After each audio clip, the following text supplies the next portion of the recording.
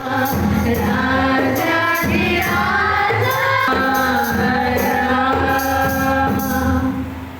తండ్రి అయిన దేవుని నుండి ప్రభువైన యేసుక్రీస్తు నుండి కృపయు సమాధానం మీకు కలుగును గాక. ఆమేన్. దయచేసి సంగమంతా కూర్చోరు. మనవి దేవుని ప్రశస్త నామానికి మహిమ కలుగును గాక. మన ప్రభువు ప్రియ రక్షకుడైన యేసు ప్రభుల వారు మనలను మన కుటుంబాలను సంరక్షించి 2025వ సంవత్సరంలో 5 నెలలు పూర్తి చేసుకుని 6వ నెలలోనికి మనందరినీ ప్రవేశపెట్టి ఈ మొదటి ఆదివారము అనగా ఆరోహణము తర్వాతి ఆదివారపు ఆరాధనలో ప్రభురాత్రి భోజన సంస్కార ఆరాధనలో మనందరం ఇలాగను కూడుకొని దేవుణ్ణి స్తుతించి గణపరిచి ఆయన వాక్యాన్ని ధ్యానించే భాగ్యాన్ని మనందరికీ ఇచ్చినందుకై మొదటిగా తండ్రి అయిన దేవుని కృతజ్ఞతాస్తుతులు చెల్లిస్తున్నాను. ఆయన ఆత్మతోనూ సత్యముతోనూ ఆరాధించడానికి బలారాధన కొరకు సిద్ధపడి వచ్చిన వారందరికీ ప్రభుపేట వందనాలు తెలియజేస్తున్నాను. దేవుడు మిమ్మల్ని మీ కుటుంబాలను మెండుగా దీవించును గాక. ఆమేన్. మరి సమయంలో ఆరోహణం తర్వాతి ఆదివారం కొరకు ఏర్పాటు చేయబడిన లేఖన భాగాలను మనందరము చదువుగా విన్నాం. లేఖన భాగాల నుంచి మనము కొన్ని ప్రాముఖ్యమైన విషయాలను తెలుసుకోవడానికి ప్రయత్నం చేద్దాం. మన ఆత్మీయ జీవితాలకు మేలుకరమైనటువంటి మాటలు ఈరోజు మనము విందాం. అయితే ఆరోహణము తర్వాతి ఆదివారము అంటున్నాం కనుక ఆరోహణము అంటే ఏమిటో కూడా ఒకసారి తెలుసుకుందాం. ఆరోహణము అంటే వాస్తవంగా మనము చిన్నప్పుడు స్కూళ్ళల్లో అలాగే టీచర్లు మనకు నేర్పిన కొన్ని పాఠాలలో మ్యాథ్స్లో ఎక్కువగా ఇది ఉంటుంది. ఆరోహణం అంటే విన్నారు ఎప్పుడైనా? ఆరోహణం అంటే పైనుంచి కిందకు వచ్చేలా ఏంటి? ఆరోహణం అంటే కింద నుంచి పైకి, అసెన్షన్ అంటే కింద నుంచి పైకి ఆరోహణం అంటే. అవరోహణం అంటే పైనుంచి కిందకి. యేసు ప్రభు వారు మనందరి కోసము పైనుంచి కిందకి వచ్చాడు. మన కొరకు శిలువ యాగము చేసి రక్షణ మార్గాన్ని సిద్ధపరిచి కింద నుంచి పైకి వెళ్ళాడు. దానిని ఆరోహణము అన్నాం. అర్థమైంది మీకు? కాబట్టి ఈ ఆరోహణం అనేది చాలా అద్భుతముగా అనేక మంది సాక్షుల మధ్యలో జరిగింది. గమనించాలి. అపొస్తలుల కార్యాల గ్రంథము 1వ అధ్యాయం 9వ వచనంలో మనం చదివితే ఈ మాటలు చెప్పి వారు చూచుచుండగా ఆయన ఆరోహణమాయను. అప్పుడు వారి కనులకు కనబడకుండా ఒక మేఘము ఆయనను. గమనించాలి. మీరు గమనించారా? యేసు ప్రభు వారు ఆరోహణమైన అని ఆ లేఖనం చెప్పుతున్నది. ఆరోహణములో ఆయన అనేక మంది చూచుచుండగా ఆయన ఆరోహణమయ్యాడు. ఒక మేఘము ఆయనను కొనిపోట అందరూ చూశారు. వారందరూ ఆశ్చర్యముతో ఆకాశం వైపు తేరి చూస్తున్నారు. ఏమైంది అసలు? ఆశ్చర్యంలో ఉన్నారు. ఎవరు? గలిలయ మనుషులందరూ. ఆయన ఎవరికి కనిపించకుండా ఆరోహణం అవ్వాల. అందరూ చూస్తుండగానే కొన్ని మాటలు వారికి చెప్పి ఆయన ఆరోహణం అవటం అందరూ చూస్తున్నారు. అందరూ దానికి సాక్షులుగా ఉన్నారు. శిష్యులు సాక్షులే, గలిలయ అనేక ప్రాంతాల వారు కూడా దానికి సాక్షులే. కాబట్టి ఆయన ఆరోహణం అవ్వటంలో ఒక మేఘం ఆయనను కొనిపోవటం వారు చూసి ఆశ్చర్యపోయారంట. ఏమైంది అసలు? ఇప్పటి వరకు ఇక్కడ నిలిచి మాట్లాడిన యేసు ప్రభు వారు పైకి వెళ్ళడం ఏంటి? అక్కడి నుంచి ఆయన కనబడకుండా మేఘము ఆయనను తీసుకొని పోవడం ఏంటి అని ఆశ్చర్యపోయారు. మేఘము మనిషిని తీసుకుని వెళ్తుందా అనంటే మేఘము చాలా పెద్దది. మనం చూస్తున్నట్లుగా మనకు కనిపించే ఆ చిన్నది మేఘం కాదు. మనకి ఇక్కడి నుంచి చూస్తే ఆకాశంలో ఉన్న మేఘము ఏదో కదులుతున్నట్టుగా చిన్నదిగా కనిపించవచ్చు. కానీ మేఘము ఇప్పుడు నిన్న మొన్న మనకు కొన్ని వర్షాలు పడ్డాయి కదా. ఒకరోజు భారీగా పడింది వర్షం. పడినప్పుడు మీరు అనుకున్నారా ఈ కింద పడిన వర్షం ఎన్ని లీటర్లు ఉంటుంది వాటర్ అని ఎప్పుడైనా అనుకున్నారా? ఎన్ని లీటర్లు నీరు పడి ఉంటుందో ఈ వర్షంలో? వింటున్నారా? ఎన్ని లీటర్ల నీరు వర్షం పడి ఉంటుందో మీరు ఎప్పుడైనా ఆలోచన చేశారా? ఒక మేఘము కొన్ని లక్షల లీటర్లు మోసుకెళ్తుంది. ఒక మేఘము కొన్ని లక్షల లీటర్ల నీళ్లను మోసుకెళ్తుంది. అన్ని మేఘాలలో నీళ్లు ఉండవు, అది గుర్తించాలి. ఇప్పుడు మనం కనిపిస్తే పైకి చూస్తే తెల్ల మేఘాలు కనిపిస్తాయి. తెల్ల మేఘాలు, వెండి మేఘాలు అంటాం కదా, తెల్ల మేఘాల్లో కూడా ఏ నీళ్లు ఉండవు. ఆ మేఘాలతో మనకు ఉపయోగం ఉండదు. మరి ఏ మేఘాలు? కారు మబ్బులు అంటాం కదా, కారు మబ్బుల్లో ఎక్కువ నీళ్లు ఉంటాయి. వాటినే సైంటిఫిక్ భాషలు ఏమంటామంటే క్యుములోనింబస్ మేఘాలు అంటాం. క్యుములోనింబస్. ఆ మేఘాల్లో నీళ్లు ఉంటాయి, ఆ మేఘాలే వర్షిస్తాయి. అలా మేఘాల్లో చాలా రకాలు ఉన్నాయి. మరి యేసు ప్రభువారిని తీసుకెళ్లిన మేఘం ఏదంటే మహిమ మేఘం, అనగా దేవుని మహిమతో నిండిన మేఘం ఆయనను కొనిపోయింది. అందుకే పాత నిబంధనలో మనం షకీనా అంటే మహిమ, దేవుని మహిమతో నిండిన మేఘం ఆయన కొనిపోయింది. అయితే అందరికి ఆశ్చర్యం. చూస్తున్నారు, అందరూ సాక్షులే. ఆయన ఆరోహణం అవ్వటం అందరూ చూశారు, అందరూ దానికి సాక్షులే. కానీ ఏం జరిగిందని ఆశ్చర్యంలో ఉన్నారు. అక్కడ మీరు అప్పుడు ఇద్దరు దేవదూతలు చదవండి తర్వాత 10వ వచనం. అమ్మా, ఆయన వెళ్ళుచుండగా వారు ఆకాశం వైపు తేరి చూస్తుండగా ఇదిగో తెల్లని వస్త్రములు ధరించుకొనిన ఇద్దరు మనుష్యులు వారి యొక్క నిలిచి, గలిలయ మనుష్యులారా మీరెందుకు నిలిచి ఆకాశం వైపు చూచుచున్నారు? మీ యొద్ద నుండి పరలోకమునకు చేర్చుకొనబడిన ఈ యేసే ఏ రీతిగా పరలోకమునకు కొనిపోబడినో మీరు చూచితిరో ఆ రీతిగానే మరలా తిరిగి వచ్చునని. గమనించండి, ఇక్కడ వారు ఏం జరిగిందో తెలియక ఆకాశం వైపు తేరి చూస్తుంటే ఇద్దరు మనుషులు, తెల్లని వస్త్రములు ధరించిన ఇద్దరు మనుషులు. ఇదే సందర్భాన్ని మనం ఎక్కడ చూస్తాం తెలుసా? ఎక్కడ చూస్తాం? ఎక్కడ అమ్మా? ఎక్కడ చెప్పండి. సమాధి దగ్గర చూస్తాం. యేసు ప్రభువారి సమాధి దగ్గరికి కొంతమంది స్త్రీలు వెళ్ళినప్పుడు ఆ రాయి మన కొరకు ఎవరు పొర్లిస్తారా అని మాట్లాడుకుంటూ వారు వెళ్ళి చూడగా ఆ రాయి పొర్లించి ఉంటది. అక్కడ యేసు ప్రభువారు ఉండరు. అప్పుడు కూడా ఇద్దరు మనుషులు అక్కడ తెల్లని వస్త్రాలతో నిలుచుని వారు ఏమంటారు? ఆయన ఇక్కడ లేడు, ఆయన లేచి ఉన్నాడు. దేవునికి స్తోత్రం. అంటే దేవుని దూతలు సాక్ష్యమిస్తూ ఉన్నాయి.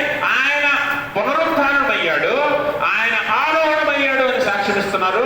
దాన్ని చూసిన మనుషులు ఉన్నారు.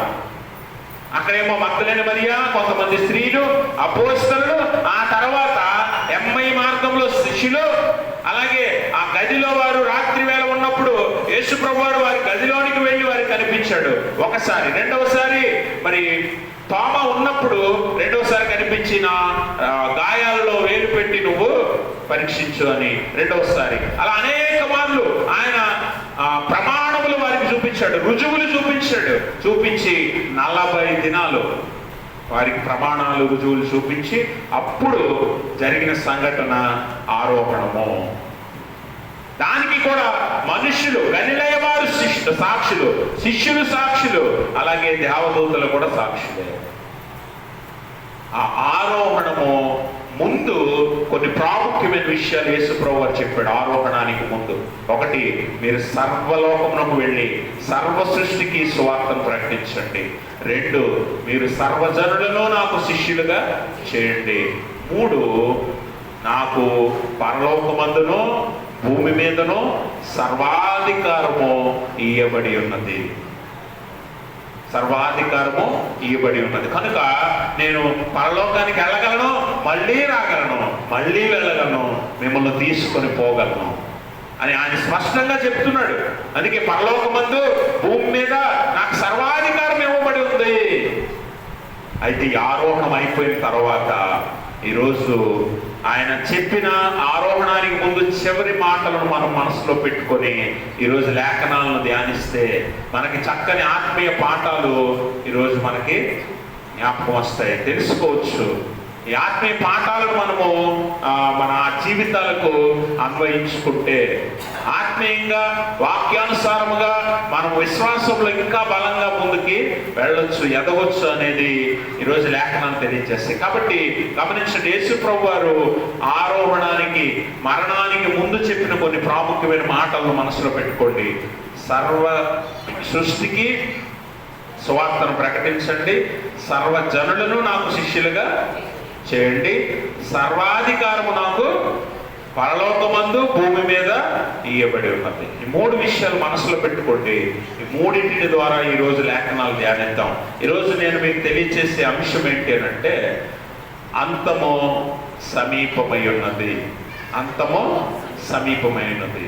అంతము సమీపమై ఉన్నది అని ఎందుకు దేవుని వాక్యం చెప్తుంది అని అంటే, ఒకసారి మనం చదువుకున్న పత్రిక పాఠ్యభాగాన్ని మనం చూద్దాం. పత్రిక పాఠ్యభాగంలో 1 పేతురు 4:7 మొదటి మాట చదవండి.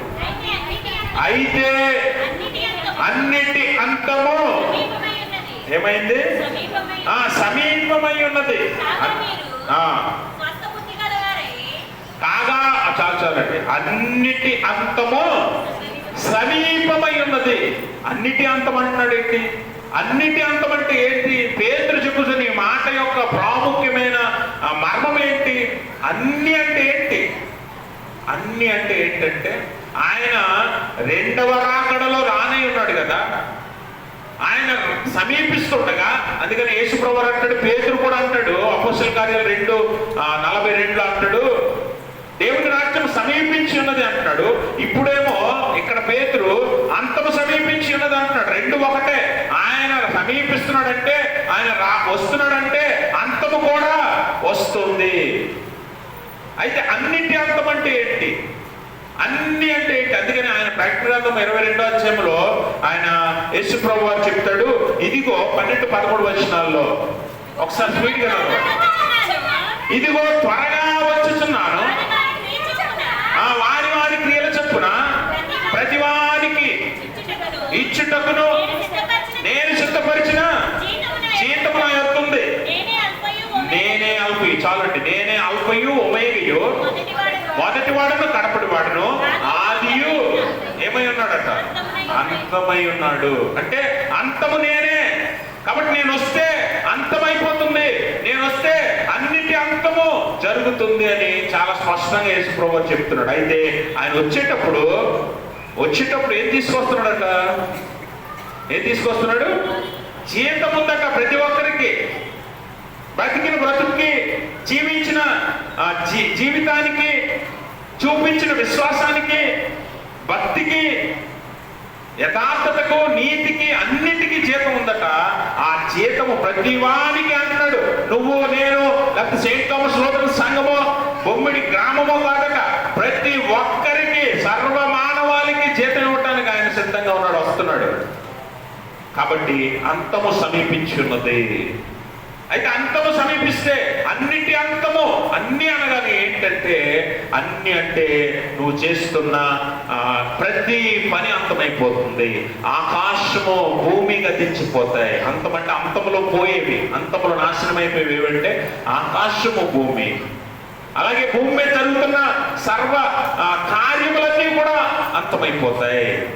అలాగే ప్రాముఖ్యంగా పాపం అంతమైపోద్ది, అపవాది ఓటమి జరుగుతుంది. అలాగే అన్యాయము, అక్రమము, దౌర్జన్యము, అవినీతి, ఇవన్నీ కూడా అంతమైపోతాయట. ఇవన్నీ కూడా అంతమైపోతాయి. ప్రత్యేకంగా పాపానికి ఓటమే, అపవాదికి ఓటమే, అపవాది సంబంధులకు ఓటమే. అందుకనే ఈరోజు అంతము సమీపించుతున్నదన్న విషయాన్ని నువ్వు గుర్తించి, ఒకవేళ దేవునికి వ్యతిరేకమైన, దేవునికి ఆయాసకరమైనది ఏదైనా నీలో ఉంటే, లేకపోతే నువ్వు దేవునికి వ్యతిరేకమైనది ఏదైనా చేస్తుంటే పని, దాన్ని విడిచిపెట్టకపోతే ఏమవుతుందంటే పాపం అంతమైపోద్ది. పాపం చేసిన వాడు అంతమైపోతాడు. అన్యాయం అంతమైపోద్ది, అన్యాయం చేసిన వాడు అంతమైపోతాడు. అక్రమం అంతమైపోద్ది, అక్రమం చేసిన వాడు అంతమైపోతాడు. అలాగా లోకములో దేవునికి నచ్చనిది ఏది జరిగినా అవన్నీ అంతముకు వచ్చుచున్నవి కనుక వాటిని జరిగించేవాడు కూడా అంతమైపోతాడు. అందుకనే అన్నిటి అంతము సమీపించింది అన్నాడు పేతురు. అంతమంటే భూమి ఆకాశాలు నాశనం అయిపోవడమే కాదు, వాటితో పాటు భూమి మీద దేవుణ్ణి అంగీకరించిన వారు, దేవునికి వ్యతిరేకమైన క్రియలు చేస్తున్న వారు, వ్యతిరేకమైన క్రియలు, అపవాది, పాపము అన్నీ కూడా అంతమైపోతాయి. ఆ రోజే నీతిమంతులకు విజయము, అనీతిమంతులకు, అవిశ్వాసులకు, భక్తిహీనులకు అపజయము కలుగుతుంది.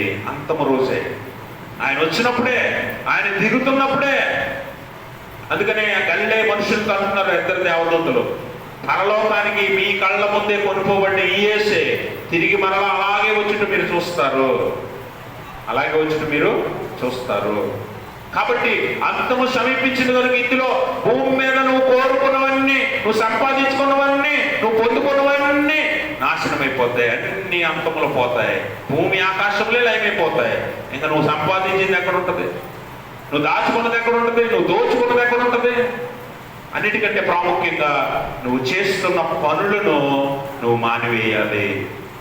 మానివేయకపోతే ఆ పనులతో పాటే నువ్వు కూడా అంతమైపోతావు. అందుకే యేసుప్రభువు ఇదే పేతురుతో అంటాడు, గెత్సెమనే తోటలో మలుపు చెవి నరికిన తర్వాత యేసుప్రభువు అంటాడు, పేతురు కత్తి తీసి వలలో పెట్టుకో. కత్తితో కత్తి పట్టుకున్నవాడు దేంతో పోతాడు?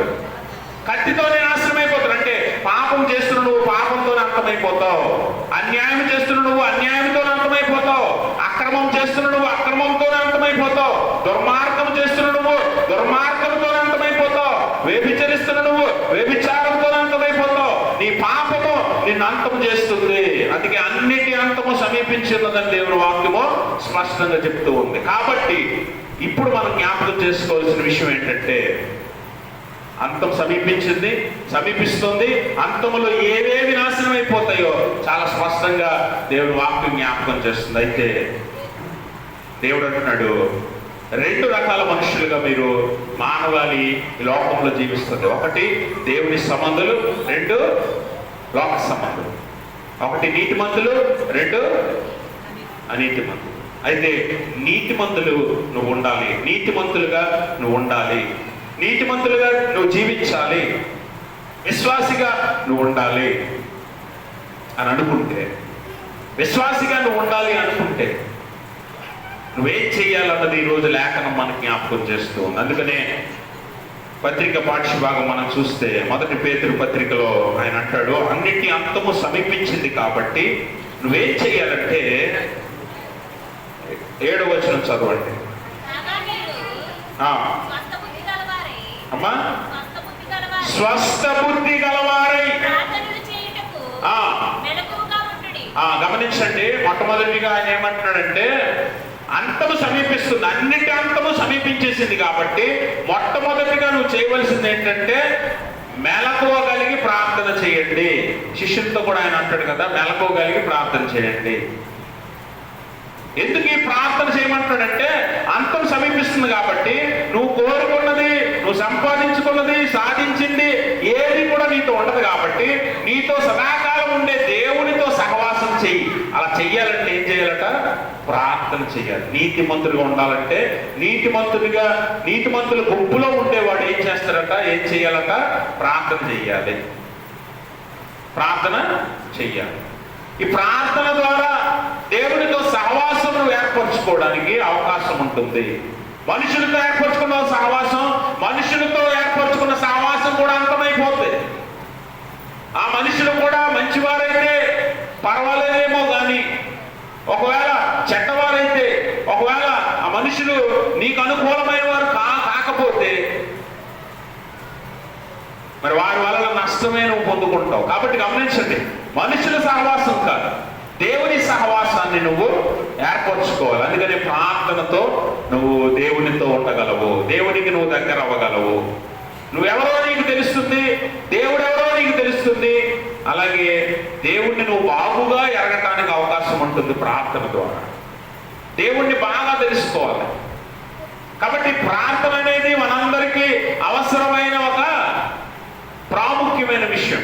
అందుకే మొట్టమొదటిగా పేతురు అంటున్నాడు, పేతురు బాగా ఎరిగినవాడు కదా, పేతురు బాగా తెలిసినవాడు. అందుకని యేసుప్రభు వారి గురించి, దేవుని గురించి బాగా ఎరిగినవాడు కనుక ఆయన స్పష్టంగా చెప్తున్నాడు, అన్నిటి అంతం సమీపించింది కనుక స్వస్థబుద్ధి గలవారై మెలకు కలిగి ప్రార్థన చేయండి, ప్రార్థన అలవాటు చేసుకోండి, ప్రార్థనలో గడపడానికి ప్రయత్నం చేయండి. ఆ ప్రార్థన, ఒకవేళ ప్రార్థన వల్ల నువ్వు దేవునికి సమీపం అవుతావు, దేవుడు అంటే ఏంటో నీకు బాగా తెలుస్తుంది. కాబట్టి అదొకటి అలవాటు చేసుకోవాలి. నీతిమంతుడు ఏం అలవాటు చేసుకోవాలి? ప్రార్థన అలవాటు చేసుకోవాలి. రెండవదిగా పేతురు అంటున్నాడు, తర్వాత వచ్చిన 8వ వచనం చదవండి. ప్రేమ అనేక పాపములను కప్పును కనుక అన్నిటికంటే ముఖ్యముగా ఒకని ఎడల ఒకడు మిక్కటమైన ప్రేమ కలిగి ఉండండి. రెండోది ఏంటంటున్నాడు? రెండోది ఏమంటాడండి? ఒకని ఎడల ఒకడు మిక్కటమైన ప్రేమ కలిగి ఉండండి. ఎందుకంటే అంతం సమీపిస్తుంది. నీ కళ్ళ ముందే నీ అనుకున్న వాళ్ళందరూ నాశనం అయిపోతారు. కాబట్టి అందరినీ ప్రేమించడం నేర్చుకో, అందరినీ ప్రేమించడం, చేర్చుకోవడం నేర్చుకో. ద్వేషించడానికి, దూషించడానికి ఇంకా సమయమే లేదు. అన్నిటి అంతం సమీపించేసింది. అందరూ కూడా ఈ తీర్పులో నిలబడాలి కనుక నువ్వు త్వరగా మేలుకొని మెలకువ కలిగి ప్రార్థన చేసి నువ్వేం చేయాలంట? అన్ని పాపాలను, తప్పులను కప్పేది ప్రేమే. కాబట్టి ప్రేమ కలిగి ఉండడు. ఒకని ఎడల ఒకడు వెంకటమైన ప్రేమ అంటే అపారమైన ప్రేమ, ఎక్కువ ప్రేమ కలిగి ఉన్నట్టే. ఈరోజు మన సంఘాల్లో చూస్తే ఎంతవరకు ఉంటుంది ప్రేమ? ఎంత ఉంటుంది ప్రేమ? ఎంత ఉంది ప్రేమ? అసలు ఉందా సంఘాల్లో? అసలు ప్రేమ ఉందా? విశ్వాసుల మధ్య ప్రేమ ఉందండి? ఉంది అనేవారు చేతులు ఎత్తండి. లేదని మీరు స్పష్టంగా ఒప్పుకుంటున్నారు కదా? లేదని అంటే మీకు ఆ మాత్రం ధైర్యం కూడా, అంటే ఉందో లేదో కూడా మీకు తెలియదు. ఉందని చెప్పగలిగే ఒక చెయ్యి కూడా పైకి లేకలేదు. అంటే మీకే చాలా సందేహం, ఉందా నిజంగా అని. అంటే గమనించండి, ప్రేమ కలిగి ఉండమంటున్నాడు. ఆదిమ సంఘాన్ని చూడండి. ఆదిమ సంఘము ఒకరికొకరు ప్రేమించుకున్నారు, ఒకరికొరకు ఒకరు దేనికైనా చేయటానికి సిద్ధపడ్డారు కదా. యెరూషలేము సంఘము పరిస్థితి బాగోపోతే మాసిదోనియా సంఘం సహాయం అందించింది. విశ్వాసులు అందరి అవసరతలు తీరడానికి ఆదిమ సంఘములో ప్రతి విశ్వాసి వారి స్థిర చర ఆస్తులను తీసుకొచ్చి దేవుని పాదములు, అపోస్తలుల పాదముల దగ్గర పెట్టారు. అంటే వారి అవసరతలు, పొరుగువారి అవసరం తీర్చడానికి, పొరుగువాడు ఆకలి ఉంటే ఆకలి తీర్చడానికి, అవసరతలు ఉంటే అవసరం తీర్చడానికి వారు తన సహాయమే కాదు అన్ని రకాలుగా సహకరించారు. ఇది ఆదిమ సంఘంలో ఉన్న ప్రేమ. మరి ఈ రోజు నేటి సంఘంలో ప్రేమ ఎంతవరకు ఉంది అంటే కనీసం చూపించడానికి కాదు, చేతులు ఎత్తడానికి కూడా మనం ముందుకు రాలేకపోతున్నాం. అంటే ప్రేమ లేదని నేటి సంఘాల్లో ప్రేమే కరువైంది. ఆ ప్రేమ కలిగి ఉండమంటాడు. ఎందుకంటే అంతం వచ్చేసింది. సెయింట్ థామస్ లూథరన్ చర్చిలో ఉంటే పరలోకానికి వెళ్ళిపోతాం, లేదా ఫలానా చర్చిలో ఉంటే పరలోకానికి వెళ్ళిపోతాం, అక్కడెక్కడో పెద్ద చర్చి కడుతున్నారు ఆ చర్చిలో ఉంటే పరలోకం వెళ్ళిపోతాం. ఇవన్నీ నమ్మవలసినవి కాదు, ఇవన్నీ అబద్ధాలు. ఎలా ఉంటే పరలోకం వెళ్తాడో ఇక్కడ పేతురు చెప్తున్నాడు. ప్రేమ కలిగి ఉండండి, మిక్కటమైన ప్రేమ. ఒకని ఎడల ఒకడు మిక్కటమైన ప్రేమ కలిగి ఉండండి. అందుకని సామెతల్లో 10వ అధ్యాయం 12వ వచనంలో చెప్పబడిన మాట చెప్తున్నాడు ఇక్కడ ముందే. ఎవరు? పేతురు. ప్రేమ అనేక పాపములను కప్పుతుంది. నీ మునుపు ఎప్పటిదాకా నువ్వు ఎలా బతికవనా పక్కన పెడితే, నీ మునుపు జీవితాన్ని వదిలేసి నీ పొరుగువారితో, నీ స్నేహితులతో, సహోదరునితో, నీ కుటుంబీకులతో, నీ బంధుమిత్రులతో, నీ ఇరుగు పొరుగు వారితో అందరితో ప్రేమ కలిగి ఉండమంటున్నాడు. చివరి దినాలు అయిపోయి చూడండి, చాలా మంది బతికినంతకాలం విచ్చలవిడిగా రచ్చరచ్చగా బతికేస్తారు. బతికేసి చివరి దినాల దగ్గరికి వచ్చినప్పుడు, హాస్పిటల్ బెడ్ మీద పడినప్పుడు, లేకపోతే భయంకరమైన జబ్బు ఏదో వచ్చినప్పుడు అప్పుడు రియలైజ్ అవుతారు. అవునా? చాలా మంది అలాగే అవుతారు. నేను ఎన్నో పాపాలు చేశానని ఒప్పుకుంటారు. అప్పుడు నేను ఎన్నో పాపాలు చేశానని ఒప్పుకుంటా. దేవుడు అంటున్నాడు, అన్నిటి అంతం సమీపించింది కనుక నీ అంతం ఎప్పుడో, నా అంతం ఎప్పుడో, మన అంతం ఎప్పుడో, లేకపోతే ఆయన రాకనెప్పుడో ఎవరికి తెలియదు. ఆయన అంటున్నాడు అంతం సమీపించింది కానీ అంతం ఎప్పుడు చేస్తాడో, ఎప్పుడు వస్తాడో ఆయన ఖచ్చితంగా చెప్పలేదు. అందుకని ఆయన సూచనలు చెప్పాడు. సూచన, అంతం యొక్క సూచనలు చెప్పాడు. మీరు భూకంపాలు చూస్తారు, దేశం మీద దేశం, రాజ్యం మీద రాజ్యం లేచుడు మీరు చూస్తారు, యుద్ధాలు చూస్తారు. ఈ సూచనలన్నీ మనకు కనిపిస్తున్నాయి. నేడున్న పరిస్థితులు అంత భయంకరంగా ఉన్నాయి. భారతదేశానికి పాకిస్తాన్కి యుద్ధం మొదలైంది కదా, రష్యా ఉక్రెయిన్ యుద్ధం, పాలస్తీనా గాజా యుద్ధం, పాలస్తీనా ఇజ్రాయెల్ యుద్ధం, ఇలాగా అనేక దేశాలు యుద్ధాలు ప్రారంభించాయి. భవిష్యత్తులో ఈ యుద్ధాలు ఎంతవరకు వెళ్తాయో, ఏమైపోతుందో, భూమి మీద ఏం జరుగుతుందో ఎవరు ఊహించరు. అంతం ఎప్పుడు వస్తుందో ఎవరికి తెలియదు కదా. నిన్న కాక మొన్న నైజీరియాలో వరదల్లో కొన్ని 100 మంది చనిపోయారు. అంతకుముందు జపాన్ ఆ ప్రాంతాల్లో భూకంపాలతో చాలా మంది చనిపోయారు, 100 మంది చనిపోయారు. ఇప్పుడు యుద్ధాల్లో బాంబులు వేస్తుంటే, గాజా మీద బాంబులు వేస్తే 100 మంది, 10ల సంఖ్యలో 100ల సంఖ్యలో రోజుకి ఇంతమందిని చనిపోతున్నారు తెలుసా. చనిపోతామని అనుకుని సిద్ధపడతారు వాళ్ళు. ఈరోజు ఊహించలేదు. అంటే అంతం ఎప్పుడు వస్తుందో, వారంతం ఎప్పుడో, దేవుని రాకడెప్పుడో ఎవడు ఊహించలేడు. అందుకే సిద్ధపడి ఉండండి అని దేవుని వాక్యం చెబుతుంది. ఎక్కడైనా మారండి, ఎక్కడైనా మీ పద్ధతులను, మీ ఆచారాలను, మీ ప్రవర్తనను, తలాంతులను మార్చుకోండి అని చాలా స్పష్టంగా పేతురు చెప్తున్నాడు. అందుకే అందరితో ఒకరితో ఒకడు మెక్కటమైన ప్రేమ కలిగి ఉండండి. మొదటిదేమో ప్రార్థన చేయండి, ప్రార్థనతో దేవునితో సంబంధంలో ఉండండి. రెండోదేమో మెక్కటమైన ప్రేమ, పొరుగు వాడిని ఎవడైనా సరే, ఎత్తు, ఒడుగు, లేకపోతే ఒడ్డు, ధనము, ఆస్తి, అంతస్తు, పై రూపాన్ని లక్ష్య పెట్టద్దు. ఎవరినైనా ప్రేమించండి. మనం అలా ప్రేమిస్తామా? ఏమండి, మన ఇంట్లో కార్యక్రమం అయిందనుకోండి, మనకు కావలసిన వాళ్ళు ఏరుకొని మరీ పిలుచుకుంటాం, అవునా? అందరినీ పిల్లడానికి మొహం చూపించలేము. ఎందుకంటే మనకు ప్రేమ ఉండదు అందరి మీద. ప్రేమ కలిగి ఉండలేకపోతున్నాం కదా మనం. కాబట్టి మనకు కావలసిన వాళ్ళు ఏరుకొని పిలుచుకుంటాం. అంటే భోజనం పెట్టలేని స్తోమతలో ఉండడం వేరు, పెట్టగలిగి అందరినీ పిలవకపోవడం అనేది ప్రేమ లేకపోవడమే, అవునా? అందరినీ ప్రేమించమంటున్నాడు. ఇప్పుడు చూడండి, దేవుడు నిజంగా ఇలా వచ్చి కొంతమంది పేర్లు చెప్పి మిమ్మల్ని ప్రేమిస్తున్నాను, మిగిలిన వాళ్ళతో నాకు సంబంధం లేదు అన్నాడు అనుకోండి, మీకు ఎంత బాధ అనిపిస్తుంది? అందులో నీ పేరు లేదనుకో, నీ పేరు చెప్పలేదు అనుకో, దేవుడు ఎంత బాధ అనిపిస్తుంది, అవునా?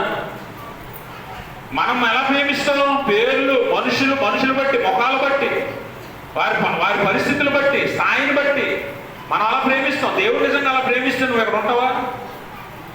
నేను ఇక్కడ ఉంటానా? మనం ఇక్కడ కూర్చోగలమా? దేవుడు ఏ భేదం చూపించకుండా అందరినీ సమానంగా ప్రేమించినప్పుడు నువ్వెందుకు ప్రేమించలేకపోతున్నావు అంటే, నువ్వు దేవుడిని ఇంకా పూర్తిగా ఎరిగి ఉండలేదు, దేవుళ్ళలోనికి ఇంకా పూర్తిగా రాలేదు, ఇంకా నువ్వు లోకంలోనే బతుకుతున్నావు. అందుకని నీకు సంపూర్ణమైన ప్రేమ అంటే ఏంటో తెలియదు. యేసు ప్రభు వారు మానవులందరినీ ఎలా చేశాడట? తన స్వభావంతో చేశాడు. అందరిలోనూ తన స్వరూపాన్ని, స్వభావాన్ని ఉంచాడు. మరి ఎవరు తక్కువ, ఎవరు ఎక్కువ? ఇక్కడ ఎవరు తక్కువేం కాదు, ఎవరు ఎక్కువేం కాదు, అందరూ సమానమే. మరి అందరినీ ప్రేమించాలి. మదర్ తెరీసా కుష్ఠరోగులను ప్రేమించింది కదా. కుష్ఠరోగులను ప్రేమి, ఎవరు ముక్కు తెలుసా, మొహం తెలుసా, బంధుత్వమా, చుట్టాలా, ఈ దేశమే కాదు ఆవిడ, కానీ అందరినీ ప్రేమించగలిగింది. ఎందుకో? క్రీస్తు ప్రేమను చూపించడం. కాబట్టి ఈరోజు అంతం సమీపించింది. ఏ రోజు ఎలా జరుగుతుందో ఎవరికీ తెలియదు. కాబట్టి జాగ్రత్త పడండి ప్రభునందు ప్రియమైన దేవుని సంగమా, ప్రభునందు ప్రియమైన స్నేహితులారా. ఇప్పటికైనా మీ పద్ధతులు మార్చుకోండి, ఇప్పటికైనా మీ అలవాట్లు మార్చుకోండి, మీ బుద్ధి మార్చుకోండి. ఎందుకంటే అంతం సమీపించింది, అన్నిటి అంతం వచ్చేసింది. కాబట్టి ప్రేమ కలిగి ఉండండి. తర్వాత 10వ వచనం చదవండి. ఒకనికొకడు కృపావరము పొందిన కొలది ఒకరికొకరు ఏం చేసుకోమంటున్నాడు? ఉపచారం చేసుకోమంటున్నాడు. ఉపచారం అంటే ఏంటో తెలుసా? సేవ చేయమంటున్నాడు. ఒకరికొకరికి సేవ చేయండి, ఒకరికొకరు ఉపచారం చేసుకోండి. ఉపచారం ఇప్పుడు మీరు గమనించారా? ప్రేమ లేకుండా ఉపచారం చేయగలమా? కాబట్టి మీకు మీ ఇంట్లో మీ తల్లి అంటే ఇష్టం, మీ నాన్న అంటే ఇష్టం, మీ అన్న అంటే ఇష్టం, అక్క అంటే ఇష్టం, లేకపోతే ఎవరంటే ఇష్టమో వాళ్ళకి ఏ సేవ అయినా చేయడానికి ఇష్టపడతాం, అవునా? వారికి ఏ సహాయమైనా చేయడానికి ఇష్టపడతాం. వారి కోసం ఏదైనా చేయడానికి ఎప్పుడు ఇష్టపడతావు? నీకు ఇష్టమైతేనే, ప్రేమ ఉంటేనే. ప్రేమ లేకుండా ఉపచారం చేయలేవు, ఉపచారము చేయలేవు. మనం ఎవరికైనా చేస్తామా? ఇక్కడ సంఘంలో ఉన్నవారు ఉపచారం చేస్తారా? ఉపచారం అంటే సేవ చేయడం. చేస్తున్నారా ఎవరైనా? ఎందుకు చేయరు? ఎందుకు చేయరంటే మనకు అవసరం లేదు, మన కుటుంబము, మనము అంతే. కానీ దేవుడి వాక్యం అంటుంది ఒకరికొకడు ఉపచారం చేసుకోండి. మీరు గమనించారా? మంచి సమరయుడు ఆ సంఘటన చదివారు ఎప్పుడైనా? మంచి సమరయుడు సంఘటనలో ఆ దెబ్బలు తిని పడిపోయిన వాడు మంచి సమరయుడికి అన్నయ్య, తమ్ముడా, బంధువా? మరి ఏమవుతాడని ఈ మంచి సమరయుడు అతన్ని చేర్చుకొని అతనికి ఉపచారం చేసాడు. అంటే మీరు గమనించాలి, విశ్వాసిగా నువ్వు ఏ స్థాయికి ఎదగాలి, ఎక్కడున్నావో ఎక్కడికి ఎదగాలో తెలుసుకో. ఇంకా నువ్వు ఇక్కడే కూర్చొని నామకార్థ క్రైస్తవుల్లా ఆదివారాల ఆరాధనలో కూర్చొని అర్పణలు ఇచ్చి బల్లారాధన ఆచరించి ఇంటికి వెళ్ళిపోతే నువ్వు విశ్వాసంలో ఎదగవు. ఇంటికి వెళ్ళిపోతే పరలోకానికి వెళ్ళవు.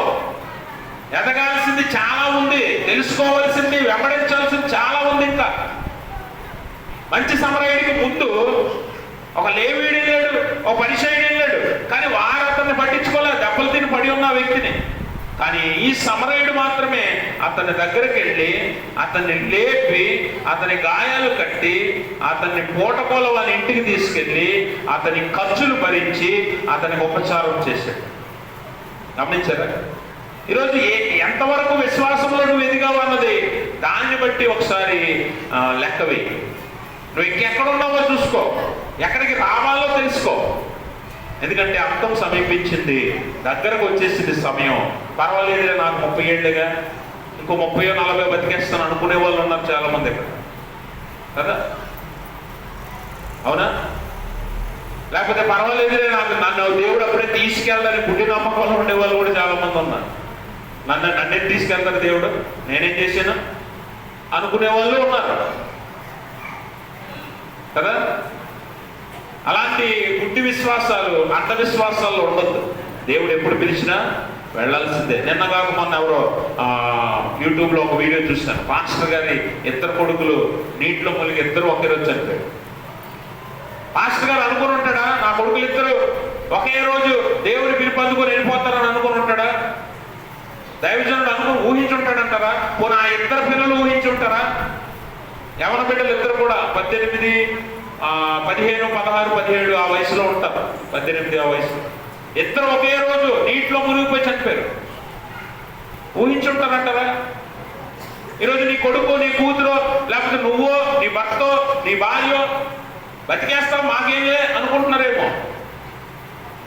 దేవుడు ఎప్పుడు పిలుస్తాడో, ఎప్పుడు నీ అంతమో నువ్వు గుర్తించలేవు. కాబట్టి సిద్ధపడి ఉండు. దేవుడు చెప్పింది చేయటానికి ముందుకెళ్ళు. ఎందుకంటే ఇంకా నువ్వు నామకార్థ విశ్వాసంలో కూర్చొని ఆచారంగానో సాంప్రదాయంగానో ఆదివారం ఆరాధనలో కూర్చొని అర్పణలు చెల్లించేసి బల్లారాధనలో రొట్టె ద్రాక్షారసం పుచ్చుకుంటే పరలోకంలో గుర్తుపెట్టుకో, దేవుడు ఏ రీతిగా నిన్ను ఎదగమన్నాడో అలా నువ్వు ఎదగాలి. అందుకని నేను గమనించిన ఉపచారం చేయటానికి నువ్వు ఉన్నావా? సిద్ధపడ్డావా? ఒకరినొకరు ఉపచారం చేసుకోండి.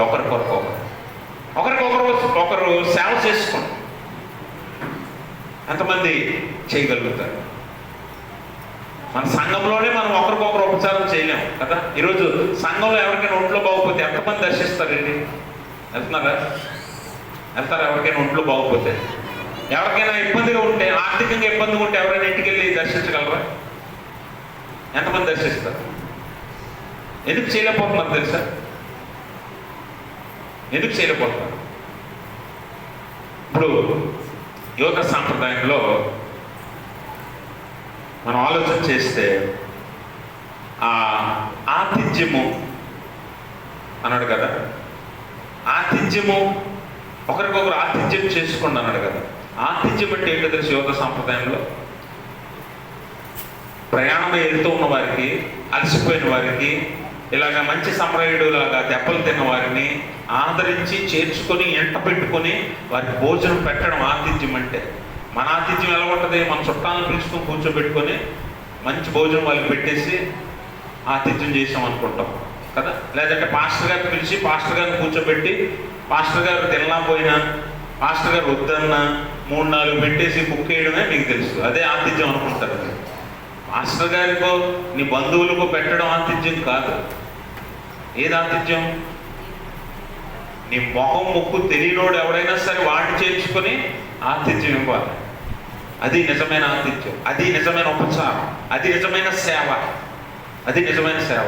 ఎంతమంది చేస్తున్నారు? కుటుంబాలు ఎంతమంది చేస్తున్నారు?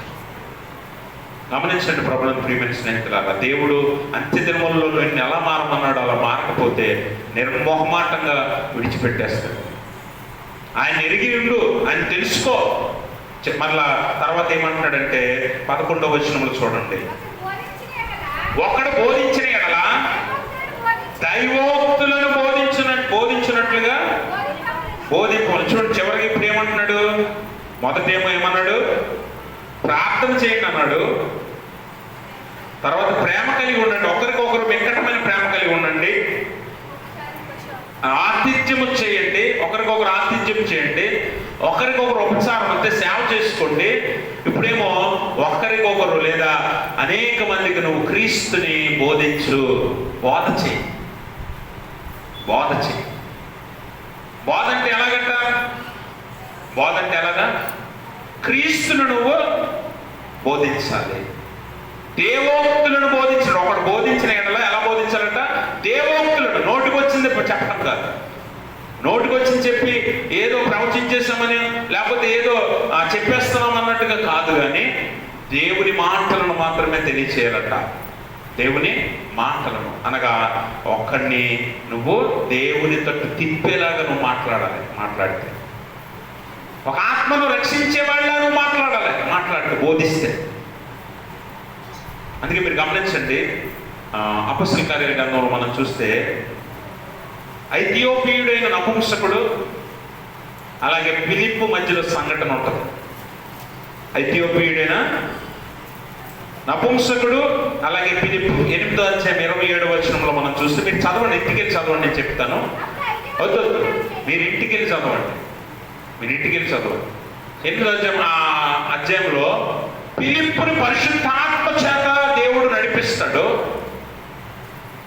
అక్కడేమో ఐథియోపియుడైన నపుంసకుడు రథం ఎక్కి వెళ్ళిపోతుంటే ఆ రథం మీద కూర్చుని అతను ఒక గ్రంథాన్ని చదువుతాడు, పరిశుద్ధ గ్రంథాన్ని. చదువుతున్నప్పుడు పరిశుద్ధాత్మ ఈ ఫిలిప్పును ప్రేరేపించి అతని దగ్గరికి వెళ్ళమంటది. వెళ్ళి అతనికి సువార్త చెప్పు అంట. అప్పుడు అతను పరిగెత్తుకొని ఆ రథాన్ని కలుసుకొని అతను అడుగుతాడు నపుంసకుడిని, నువ్వు చదువుతున్నది నీకు అర్థమవుతుందా అంటే, ఎవడైనా నాకు అర్థం చెప్పకపోతే నాకు ఎలా అర్థమవుతుంది అని అంటే, నేను చెప్తాను అన్నప్పుడు ఫిలిప్పును కూర్చోమంటాడు. కూర్చున్నప్పుడు అతనికి సువార్త చెప్తాడు ఫిలిప్పు. చెప్పినప్పుడు అతను ఏం చేస్తాడు? నీళ్లున్న చోట ఆగి నాకు బాప్తిజం అని బాప్తిజం తీసుకుంటాడు. అంటే ఒక ఆత్మని దేవుడు రక్షించమంటున్నాడు. ఫిలిప్పు పరిగెడుతున్నాడు రథం వెనక. మరి ఈరోజు విశ్వాసిగా నువ్వు బోధిస్తున్నావు ఎవరికైనా? నీ జీవితం ద్వారా, నీ ప్రవర్తన ద్వారా, లేకపోతే వాక్యము అనేక మందికి అందించడం ద్వారా నువ్వు ఎప్పుడైనా బోధ చేసావా? అందుకనే మన యూదా పత్రికలు అంటాడు, అగ్నిలో నుండి బయటికి లాగినట్టు కొంతమందిని లాగండి. 22వ వచనంలో మనం చదివితే అక్కడ ఒకసారి 22వ వచనం చదువుతాం అమ్మా. సందేహపడు వారి మీద ఏం చూపించాలట? ఎందుకో తెలుసా? ఎందుకు చెప్తున్నాడో తెలుసా? యోధ సందేహపడు వారి మీద కనికరం చూపించండి. ఎందుకో తెలుసా? ఎందుకంటే వారు తెలుసుకోలేకపోతున్నారు, గ్రహించలేకపోతున్నారు, దేవుడిని ఎరగలేకపోతున్నారు. చాలా మంది ఈరోజు యేసుప్రభు దేవుడా, యేసుప్రభు నిజంగా దేవుడా,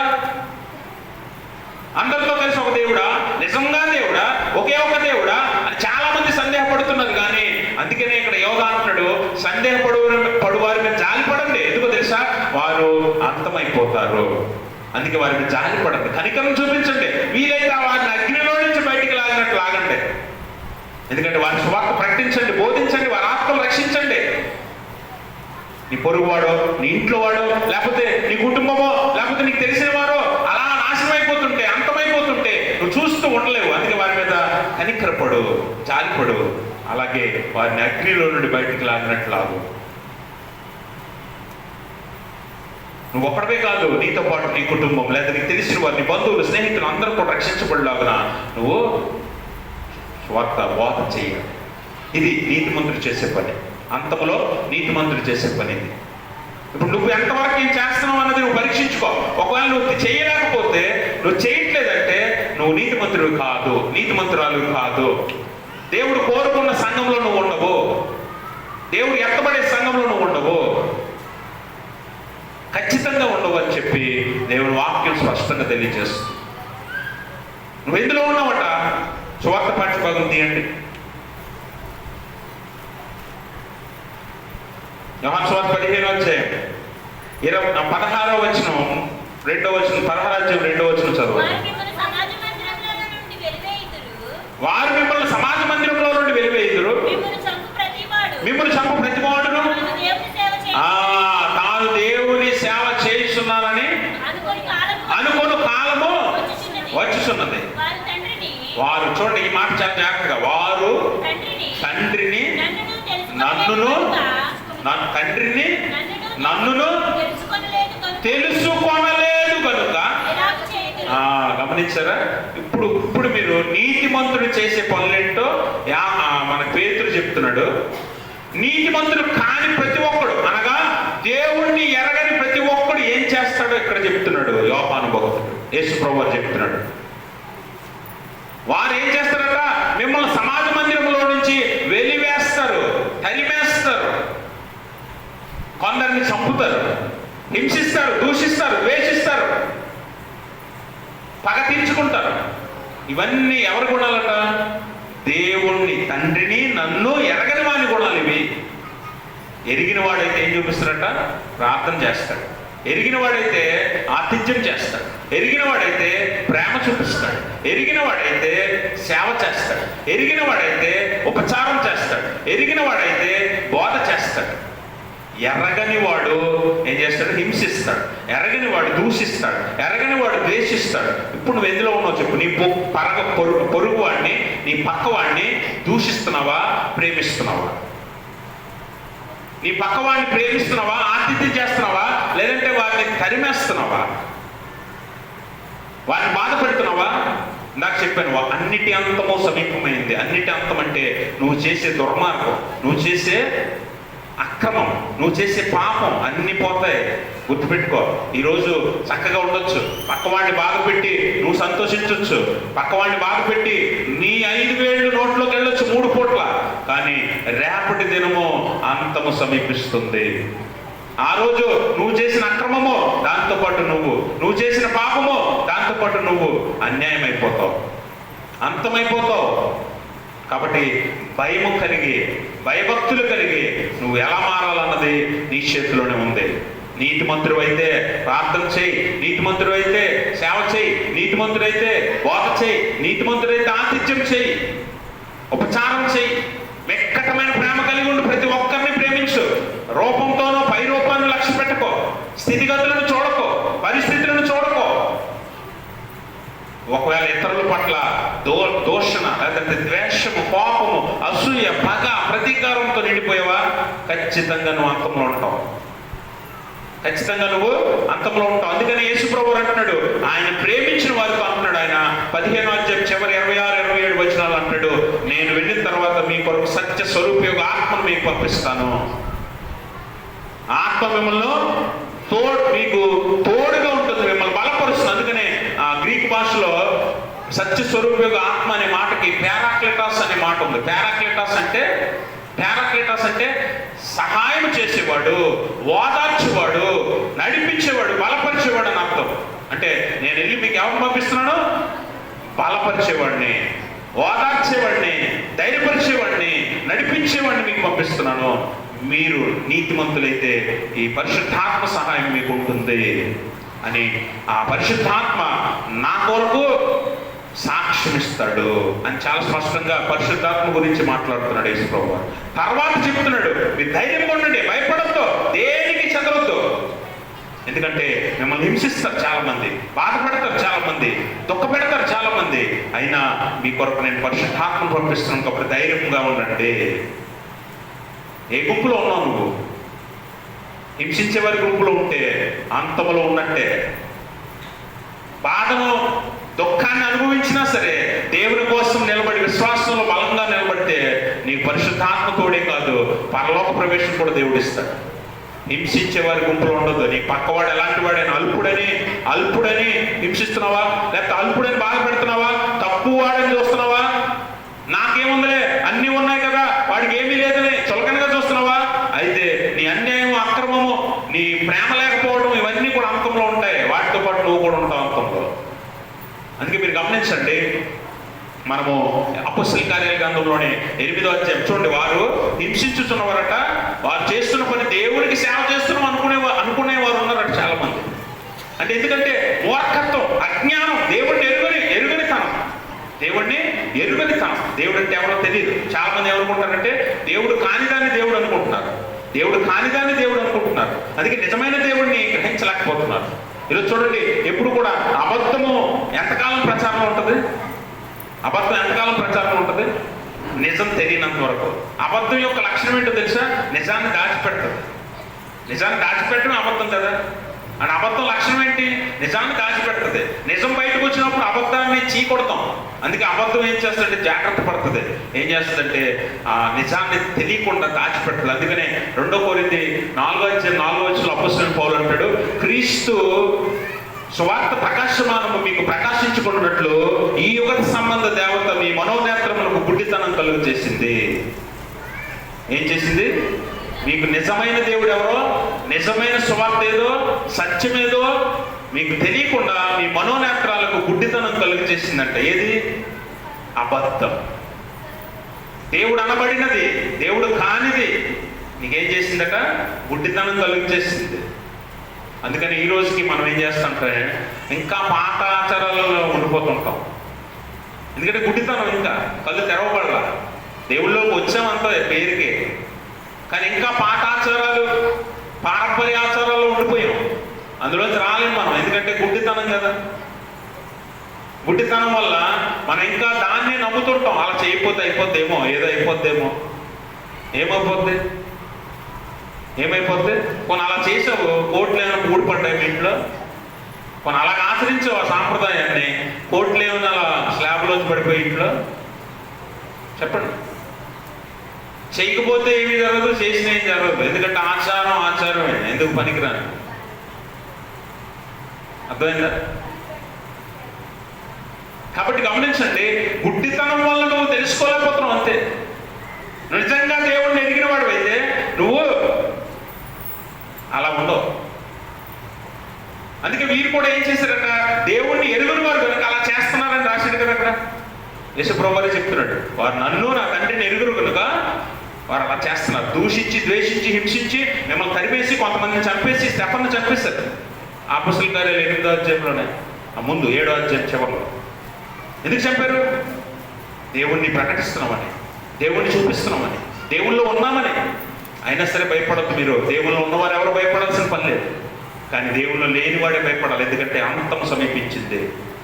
మీరు చాలామంది మరి భయంకరమైన హింసలకు సంఘాలు గురవుతున్నాయి, సేవకులు గురవుతున్నాయి కదా. ఆ రోజు స్టెఫన్నే చంపేశారు. కాబట్టి గమనించండి, దేవుడు పక్షంగా నువ్వు ఉన్నప్పుడు దేనికి భయపడాల్సిన అవసరం లేదు. ఎందుకంటే ఆనాడు చూడండి, దానియేలు గ్రంథంలో దానియేలుని, షడ్రక్ మెషక్ అబేద్నెగోల్ని ముగ్గురు దేవుళ్ళు ఎదగటం కొంతమందికి నచ్చలే. ఫిలిష్తీయులు, సర్దార్లు, ప్రధానులు, ముఖ్యులు మీరేం చేశారంటే రాజుకి యూదుల మీద కొట్టే అని చెప్పారు. వారు దేవుణ్ణి వెంబడిస్తున్నారు. దేవుడిని అంటే వారు నిజమైన దేవుడు అనుకున్న ఆ దేవుడిని వెంబడిస్తున్నారు. నువ్వు చెప్పిన దేవుడిని పూజించట్లేదు అని చెప్పి రాజుకి కొట్టాలని చెప్పి యూదుల్ని చంపించాలని చూశారు. కానీ ఏమైంది? చివరికి దానియేలుతో దేవుడు ఉన్నాడు. దేవునికి స్తోత్రం. షడ్రక్ మెషక్ అబేద్నెగోతో దేవుడు ఉన్నాడు. దేవునికి స్తోత్రం. మరి అక్కడ ఎస్తేరుతో దేవుడు ఉన్నాడు. మొర్దెకైతో దేవుడు ఉన్నాడు. మొర్దెకై ఎదుగుదల, ఎస్తేరు ఎదుగుదల చూడలేనటువంటి చంపించడానికి ఉరిపోయి సిద్ధపరిచాడు. దేవుడు ఏం చేశాడు? మొర్దెకైని తప్పించి హామాన్నే ఉరికొయ్యకు అప్పగించాడు. నువ్వేం చేస్తున్నావో దాన్నే జీతంగా పుచ్చుకుంటావు. మనుష్యుడు ఏం విత్తునో ఆ పంటే కొయ్యను. నిన్ను హింస పెట్టువాడు, నువ్వు నీతిమంతుడిగా జీవిస్తే నిన్ను హింస పెట్టువాడు ఎవడైనా సరే ఈ శిక్ష అంతము. అందుకని ఇప్పుడు నువ్వు ఎందులో ఉన్నావు చెప్పు. నీ పక్కవాడిని, సంఘంలో ఉన్న సభ్యుల్ని, కుటుంబాన్ని అందరినీ ప్రేమించగలుగుతున్నావా? లేదంటే ఒకరిని ప్రేమించి ఒకరిని ద్వేషిస్తున్నావా? ఒకరిని దూషిస్తున్నావా? ఒకరిని అసహించుకుంటున్నావా? అయితే దేవుడిని కూడా అసహించుకుంటున్నట్టే, నువ్వు దేవుని ప్రేమ నీలో లేనట్టే. కాబట్టి గమనించండి ప్రభునందు ప్రియమైన స్నేహితులారా, దేవుని వాక్యం అంటుంది, నువ్వు ప్రార్థన చేయి, ప్రేమ కలిగి ఉండు, సేవ చేయి, బోధ చేయి, ఆతిథ్యం చేయి, ఉపచారం చేయి, మర్చిపోకుండా ఇవన్నీ కూడా నువ్వు పాటించు. ఖచ్చితంగా నువ్వు ఎత్తబడే సంఘంలో ఉంటావు. లేదు ఈ లోకంలో ఉన్నావా, ఇప్పటి వరకు ఇక్కడ నేను చెప్పిన హింసించి, దూషించి, ద్వేషించి, కోపము, పగ, ఈర్ష్య ఇవన్నీ ఉన్న ఒక గుణం నీలో ఉన్న, ఇవన్నీ గుణాలు కలిగిన వ్యక్తిగా నువ్వు ఉన్నావా? ఇప్పుడైనా మారు. ఎందుకంటే ఎప్పుడు నీ అంతమో, ఎప్పుడు దేవుని రాకడో నీకు తెలియదు. కాబట్టి సిద్ధపడి ఉండు.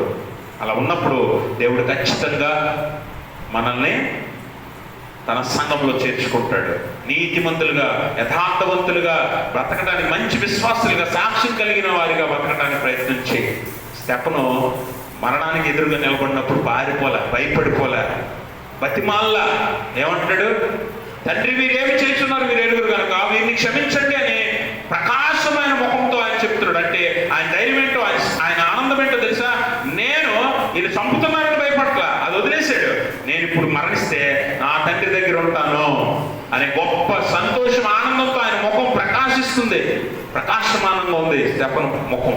అంటే విశ్వాసంలో ఎదిగిన వాడు అలా ఉంటాడు. దేనికి భయపడ్డు? మరణానికి కూడా భయపడ్డు, హింసించే వారికి భయపడ్డు, దూషించే వారికి భయపడ్డు, దేశించే వారికి భయపడ్డు. ఎందుకంటే నా పక్షంగా నా దేవుడు ఉన్నాడు అనే నమ్మకం వారికి ఉంటుంది. మీ పక్షంగా దేవుడు ఉన్నాడని నీకు అనిపిస్తుందా? అనిపిస్తే నువ్వు నీతిమంతుడివి. అనిపించకపోతే నువ్వు ఇంకా రెండో గుంపులో ఉన్నావు. అందులోంచి ఇందులోనికి రావడానికి నీ జీవితాన్ని ఇప్పుడే మార్చుకోకపోతే నువ్వు చేసే పాపం, నువ్వు చేసే అన్యాయం, నువ్వు చేసే అక్రమం, దుర్మార్గం, నువ్వు చేసే ప్రతి పని కూడా అంతమైపోతుంది. వాటితో పాటు నువ్వు కూడా అంతమైపోతావు.